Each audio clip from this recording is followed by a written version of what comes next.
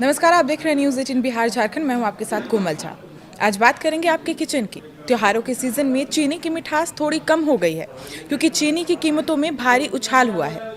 दिल्ली के बाजारों में तो महज एक पखवाड़े में चीनी की खुदरा कीमत करीब 17 से 20 रुपए प्रति किलो बढ़ गई है, जिसका सीधा असर अब आम जनता की जेब पर पड़ रहा है। मनी कंट्रोल की रिपोर्ट की माने तो चीनी की कीमत पिछले एक महीने में करीब 10% तक बढ़ चुकी है और रिकॉर्ड लेवल पर पहुंच गई है। चीनी की बढ़ती कीमत का असर आम ग्राहकों पर भी दिखाई दे रहा है। उपभोक्ता मामलों के मंत्रालय के आंकड़ों की माने तो 18 अगस्त को देश में चीनी की एवरेज रिटेल कीमत 52 रुपये 30 पैसे थी। एक साल पहले इसी अवधि में ये कीमत 46.34 रुपये प्रति किलो थी। यानी सालाना आधार पर अगर कीमतों पर नज़र डालें तो चीनी की कीमत करीब 13% बढ़ गई है।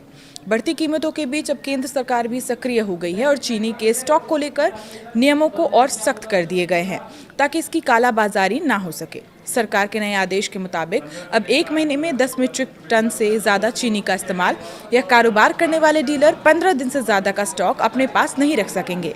नया नियम 1 सितंबर से लागू होगा और 30 नवंबर तक ये जारी रहेगा। सरकार का ये कदम बाजार में चीनी की उपलब्धता बढ़ाने और कीमतों को कंट्रोल करने के लिए उठाया गया है।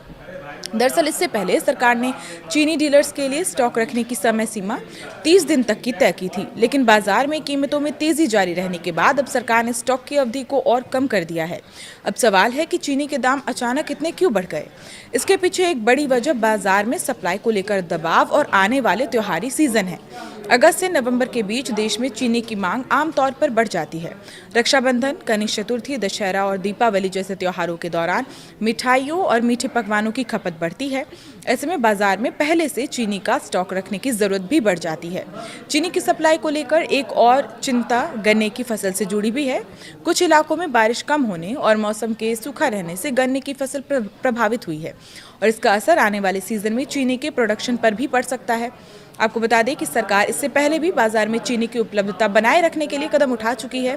अब नए आदेश के बाद 15 दिन की सीमा लागू हो जाएगी, यानी बड़े स्तर पर चीनी का इस्तेमाल या कारोबार करने वालों को जरूरत से ज़्यादा स्टॉक अपने पास रखने की अनुमति नहीं होगी।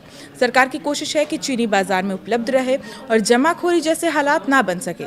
फिलहाल चीनी की बढ़ती कीमत ने आम आदमी की रसोई का बजट जरूर बिगाड़ दिया है, लेकिन सरकार की नई स्टॉक लिमिट से बाजार में कीमतों के नियंत्रण में कितनी मदद मिलती है ये तो वक्त ही बताएगा। आज के लिए इतना ही। देखते रहिए न्यूज़ 18 बिहार झारखंड।